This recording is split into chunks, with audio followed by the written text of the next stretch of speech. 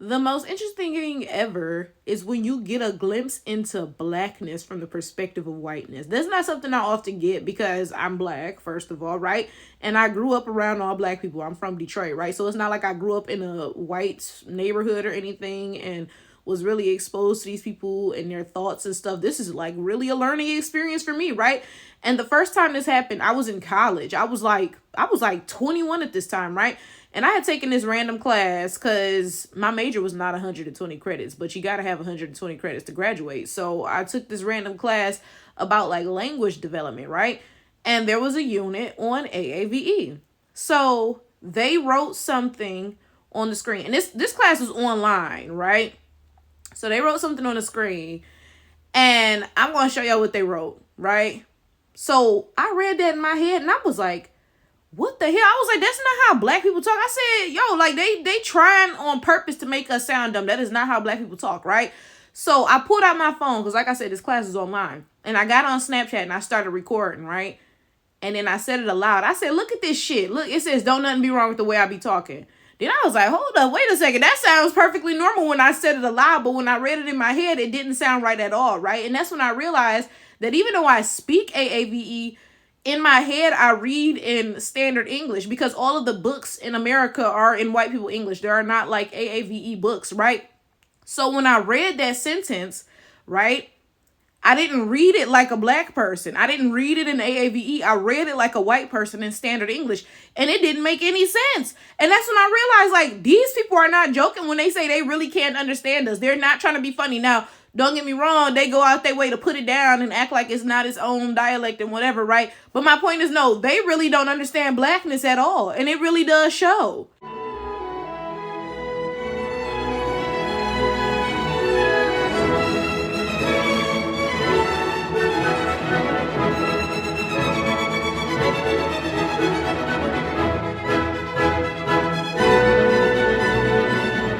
Now, let me tell you guys what prompted me to even think about that, that classroom experience. So I was just scrolling on Twitter, and if the post is still on my Twitter, I will screenshot it and put it in this video.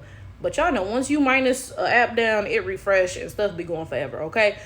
But I was scrolling on Twitter, and I saw a white person post, and this person said that they had the enjoyable experience. I believe they said like, oh, it was funny or something, but maybe not. But that's not important, right? Of watching a 13-year-old explain the terms cooking versus cooked to a 45-year-old, right? Now, everybody in this interaction, well, hold up. I was about to say, everybody in this interaction was white, but maybe not, because a lot of times I say white, and what I mean to say is non-black, okay? Whoever they was not black. They was not black American, okay?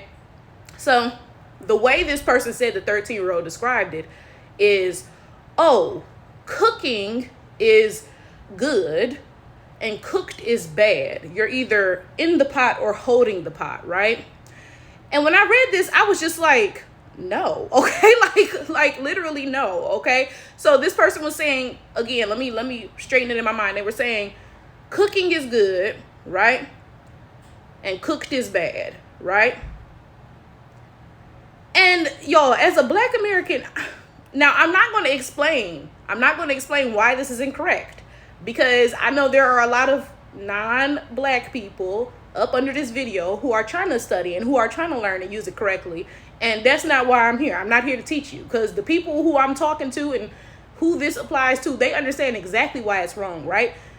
But I was just like, that is literally so wrong. But then, I had to think about the fact that AAVE literally doesn't make any sense to these people. They're just fumbling around trying to figure it out. Quite literally, I had to think back to that classroom experience when I viewed AAVE from the white perspective. I got that glimpse of it, right?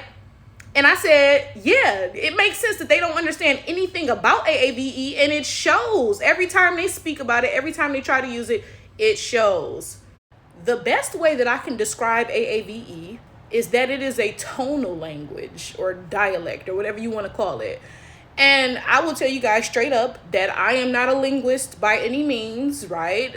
Let me tell you straight up, I'm just a person who grew up speaking AAVE in the household, but was taught standard English in school. So I have this thing where I'm bi-dialectal, but I never sat down and learned the rules of AAVE. I can't sit here and tell you, oh, this is that rule, that is that rule, that is why so and so and so, right? But I can clearly hear if something doesn't make sense or be like, no, that's not how that is or whatever, right? So again, I cannot sit here and tell you the rules of it. And even if I could, I wouldn't. Because again, I know y'all are studying, trying to figure out who's who and what's what. And that's not what this is, buddy, right? But the best way I can describe it with my, limited understanding of linguistics or whatever, right, is that it is a tonal language. And what you are saying oftentimes largely depends on the tone, right? Because realistically, I could say, nigga, we finna get to cooking your ass. But I could also say, okay, y'all cooking up in here or not or whatever, right? I used cooking both times, but the meaning of cooking is completely different in those sentences, okay? Cooked is honestly the exact same way, because I could sit here and I could say, y'all better clean this house up before your parents get home, because if you don't, y'all gonna be cooked. Like, what? But then I could also say, okay, y'all cook that little thing. Like, I see the vision, I see the process, right? It's the same thing. It depends on the tone and the context of the conversation, right? So to sit here and see a white person explain it completely incorrectly, it just like, it's like, again, because, I learned to speak AAVE just growing up in Detroit around my family and around my peers and stuff, right? It was just the dialect that we spoke in, right? So again, I never sat down and learned the rules. In English class, you learn standard English, I before E, except after C. Oh, you use A or N before vowels or vowel sound. Standard English, you sit down and actually learn it in the classroom. But AAVE, you just learn it in the community, right? So it's interesting seeing people who have clearly not learned it in the classroom, because that's not a thing, right? And did not learn it in their community either. And now they trying to learn it, and it's like, you doing a terrible job of it, right? But the thing that I want to point out again is that AAVE from the white lens makes absolutely no sense. And I'm so glad I got that glimpse into it and I got that perspective in class, because it quite literally is like a foreign language, right? And that's not to say that AAVE is not its own unique dialect or anything like that, because white people like to use the fact that they don't understand AAVE to pretend that it's just bad English and it's stupid and it's so and so and so, right? And it's like, well, if that was the case, then you should be able to speak it correctly, easily, right? But when they try to speak it, it's gibberish. Quite literally, it's not intelligible, right? So it's like, it must actually be that it is a dialect with rules, because you cannot grasp them. It's, but when they hear it, it's just gibberish. And instead of acknowledging, oh, this is a foreign dialect that I do not understand, they pretend that, oh, it's just bad English, because, nothing about black people could ever be that, intelligent or interesting or whatever in their minds or whatever, right? Because white people refuse to acknowledge that it is a dialect with rules that they have to learn and actually try to understand, and because they pretend that it's simply gibberish, they never come at it with this attitude of attempting to learn. They never come at it with, oh, like, let me learn how to do this right. That's how people come at a foreign language, right? When you sit down to take a foreign language class, like I took French in high school, right? You have to come at it with, I don't know anything. Like, this language has different words. It has different grammar, different everything, right? Even if you sit there, right, and you learn the words of French, okay? That is not enough. That is not enough, because this is the thing, right? So in English, we say, oh, the pretty dress, right? We put the adjective pretty before the noun dress. But in French, they say the dress pretty. They put the noun before the adjective, right? Now, if you don't have a French teacher and you just sit there and you learn French words, you're going to end up speaking French completely wrong, because you're going to use English grammar with French, right? With those French words, right? And that kind of ends up like what happens with white people trying to speak AAVE. They pick up the words from watching black people online, but then they don't understand the grammar or anything else about it. So then they try to speak it and it's like, ugh, what is that? Like, in fact, I ended up writing a paper on AAVE at the end of that course, and I need to find that paper. If I can find it, I will post it on Patreon or something, or maybe I'll make a video reading it or something, right? But when I wrote that paper, I went into the fact that AAVE was literally created by language interference, which is what I just described, right? So if you, again, don't have a French teacher and you're trying to learn French, you're going to end up speaking French like an English person because you don't know the grammar and the syntax and the whatever, right? So that same thing happened with AAVE, because let's think back to the origins of AAVE, right? During transatlantic slavery, white folks were snatching up black folks of different tribes, right? So imagine you get to the United States, you're on this plantation, one person is speaking Igbo, one person is speaking Yoruba, one person is speaking, is Ashanti a language or just a tribe? I don't know. One person is speaking Hausa, I don't know how to pronounce it, right? Whatever. The point is, everybody's speaking a different language. And do you think white people sit down and say, you guys, we're going to have English class, so we're going to teach you the rules of English and ABC and XYZ? No, that did not happen, right? What happened is that those people had to pick up the little bits of English they could, right? And they mushed it together with all of these different African languages, West African languages specifically, right? And that's how AAVE was born, right? And let me tell you something interesting that I just talked about in the most recent reading of Negro Myths from the Georgia Coast, right? I was reading one of the myths, I think it's called The Devil and Maybelle, right? And in the myth, they kept calling Maybelle a he and a him, right? And I spoke about how I knew this African guy. He was Igbo specifically, right? And he was always calling women he and him and men she and her and stuff.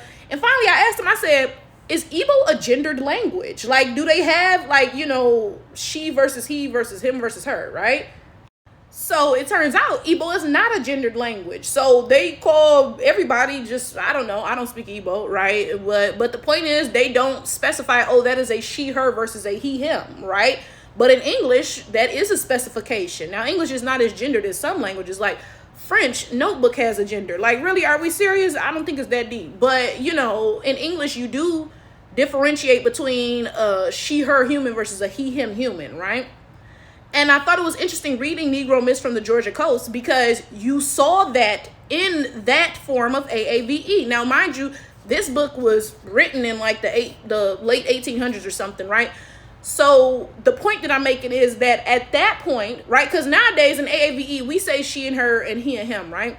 But at that point, when AAVE was still in one of its earlier forms, it still had even more language interference from those West African languages because they're sitting here speaking English, but they're still using a lot of rules from different West African languages. Like, for example, Igbo, like I said, is not a gendered language, right? And that's how AAVE was born. It was born from the conglomeration of all of these different West African dialects and English, because again, nobody set those people down and was like, yeah, let me teach you the rules to English. Like, come on now. That's the interesting thing about watching white people try to speak AAVE, because they refuse to acknowledge that there is actually a method to what they think is just madness, right? So they go into it and they're just like, oh, this is just baboon talk, like it can't be that hard. And then they literally speak gibberish and it makes no sense, right? And it's obvious that they don't actually know what they're saying, but they refuse to acknowledge that, because then they'd have to acknowledge that Black people are intelligent, Black people are complex, that this is something that they can't just pick up and understand just because it's a Black thing. There's actually some nuance and some complexity, etc., etc., etc. But anyway, it's interesting to watch white people with their Christopher Columbus complex. Dog diggity, yeah, cooking is this versus cooking is that. And it's like, we was talking about cooking niggas back when I was in middle school, and I'm about to be 30 this year, so it's funny again, though, to see it unfold.